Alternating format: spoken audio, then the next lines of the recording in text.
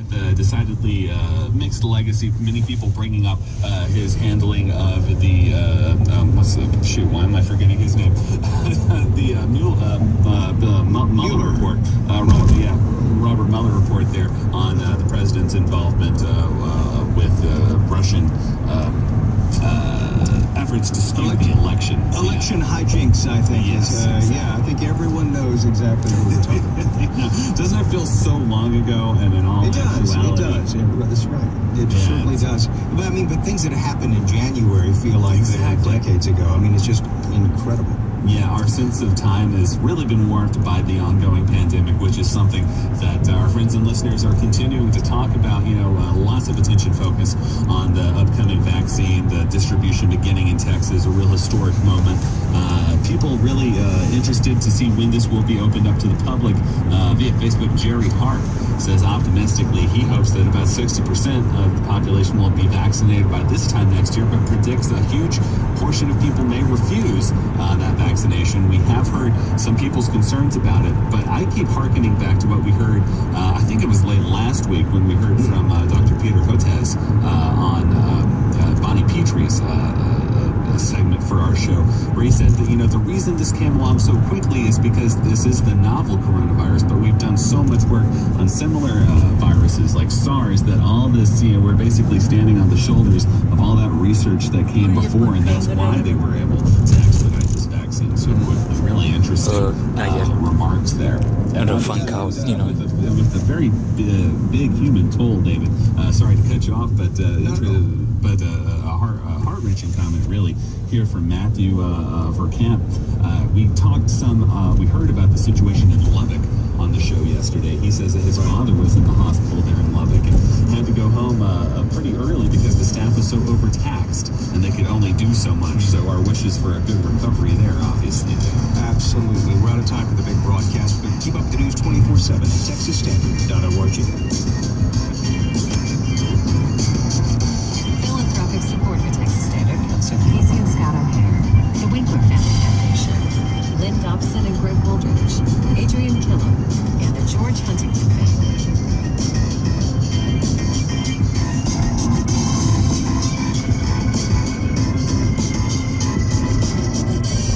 Support for KERA comes from you, our members, and from Christy Castle, immediate past president of Texas Women Lawyers and founder of Castle Law PC, dedicated to helping pursue fair compensation for personal injury claims for over 18 years. More at KASTLlaw.com. Road Trip Nation, presenting a single mom's story, chronicling single mothers pursuing higher education to find fulfilling careers to support their families and dreams. Premiering on KERA TV December 28th at 10 p.m.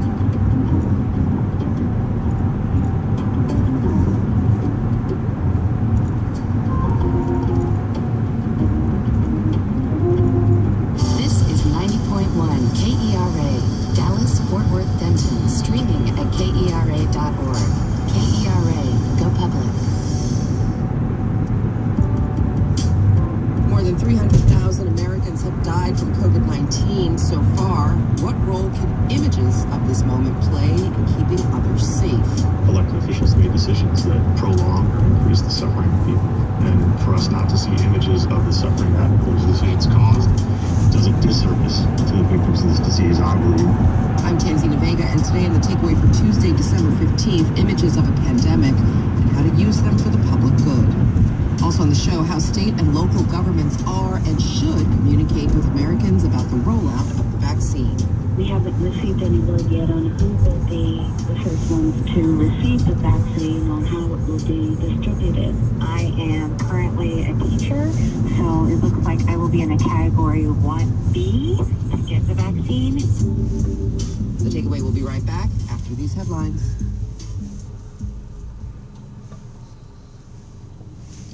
Live from NPR News in Washington, I'm Windsor Johnston.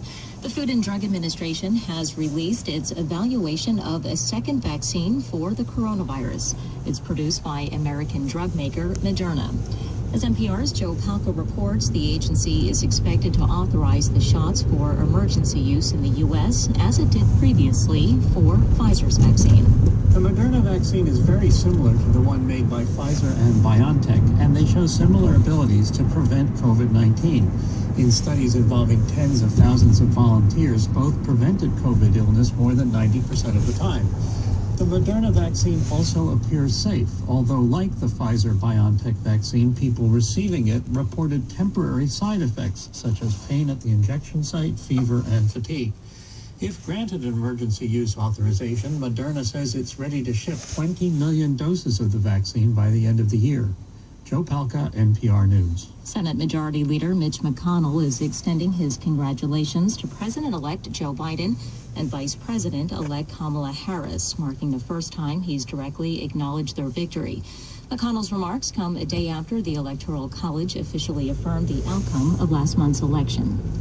President-elect Joe Biden will travel to Georgia today to campaign on behalf of the Democratic candidates running in next month's hotly contested Senate runoff elections.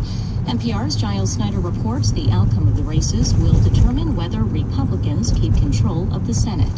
Joe Biden is to be in Atlanta to rally voters alongside Democratic Senate candidates Jon Ossoff and Raphael Warnock. Republicans need to win just one contest to maintain the Senate majority. Democrats need to win both seats to gain control, with Vice President-elect Kamala Harris's tie-breaking vote.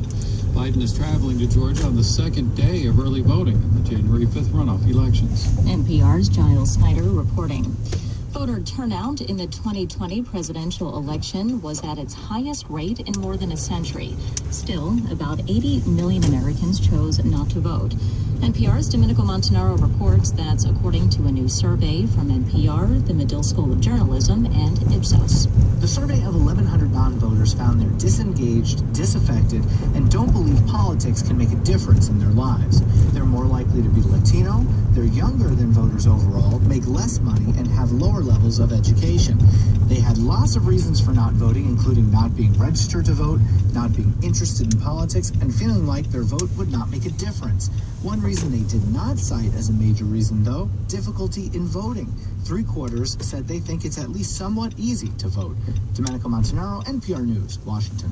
Stocks are trading higher on Wall Street at this hour. The Dow is up 203 points, the Nasdaq up 69.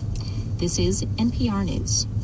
The Food and Drug Administration has authorized the first over-the-counter coronavirus test that people can take at home. The test kit, which does not require a prescription, produces results within 20 minutes. People will be able to buy it at local stores or online. It will cost about $30 and will be available for use starting in January. The Islamist group Boko Haram says it's kidnapped hundreds of school children in Nigeria. NPR's Ada Peralta reports our men raided an all-boys school last Friday. In an audio message purported to be for Boko Haram's leader, Abubakar Shekau, he says the attack was to, quote, discourage un-Islamic practices.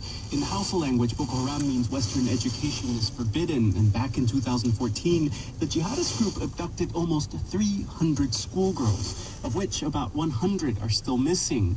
Local authorities say that on Friday, armed men stormed an all-boys high school in northwest Nigeria, and they took hundreds of children hostage. The Nigerian government has not commented on the authenticity of the Boko Haram claim.